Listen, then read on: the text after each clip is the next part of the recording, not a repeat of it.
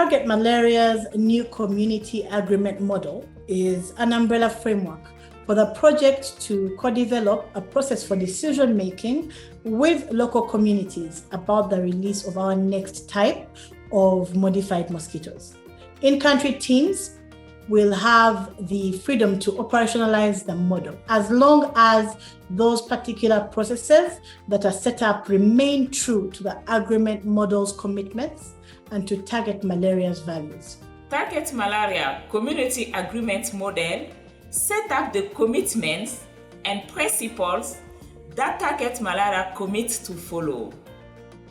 This determines our side of the bargain, but does not specify community commitments or specific operational elements which have to be co-developed with the individual communities. Communities will work with the in-country teams to set out whether they want to participate in deciding about a possible release and monitoring activities, and if so, how this will be done. The co-development process allows both parties, the communities and the project, to set out what they commit to and how they will work jointly in a context-specific manner. Target Malaria in-country teams will have to consider the specific cultural values and social dynamic of the community living in proposed release site in order to establish operational model at the in-country level.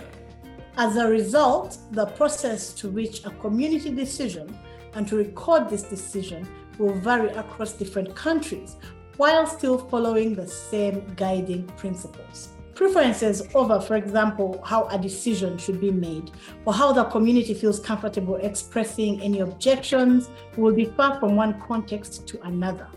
In Burkina Faso, for example, ahead of the release of non-gene-derived serial male mosquitoes that took place in 2019, we worked with affected communities to co-develop a process for decision-making about the release.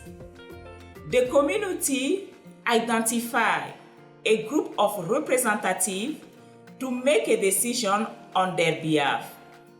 This group was chosen to best represent the community diversity, including minority groups. Similarly, in the implementation of our new agreement model, we will have to work with communities to define how they would like to make a decision. In Uganda, for example, some of the sites that we work in are island communities. As these communities are mobile, it will be important for the project to work with them to define the community's boundaries and compositions, as well as each community's preferred process to make a decision on the potential releases. The establishment of operational models in each country will also be informed by the field entomology protocol specific to the type of mosquitoes that will be released. This will include information such as what species are present in the release area, the different characteristics and behavior of those mosquitoes, and also a list of the different field entomology activities that will be carried out as part of the proposed releases.